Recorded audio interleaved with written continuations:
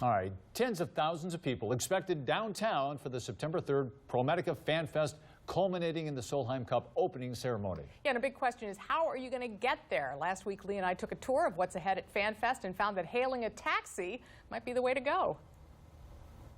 And we're on Summit Street right now, just in front of Promenade Park, and this is kind of the calm before the traffic storm in downtown Toledo. Can you imagine? I mean, tens and tens of thousands of people are going to be coming down here. Now, there's going to be a park and ride shuttle coming from Great Eastern, also Hollywood Casino bringing you here. But there is a different option for folks if they want that as well. And I'm joined by Dave Breininger, who's the Director of Community Engagement for Black and White Transportation. Thanks for being here. And tell us about the ride share and the taxi services you folks are offering for Fan Fest attendees. So we have several taxis, and by that I mean we're going to have probably around 40 taxis down here. That's almost a quarter of our fleet that we're going to have down here to be at all paces of traffic and transportation for people. You're going to make it easy for them, right? Yes, we will. Right, and tell us about accessibility options for folks. We do have wheelchair accessible vans, non-emergency medical transportation that we'll have available.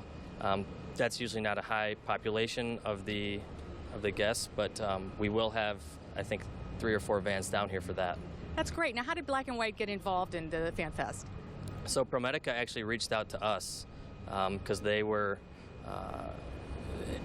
in a sorts, panicking about the transportation in downtown Toledo, because we do have some parking garages that are going to be at full capacity, and there's going to be a lot of people having a good time and opening up to this cool event that Toledo is hosting. So they want people to be traveling safely, just as they would, you know, any other day of the week or any time of the day that they're going to be indulging. So right, so they don't have to drive. You will do the driving for them. We would love to, please. Yes. And I've got to ask the question, considering the time, the pandemic, what about masks?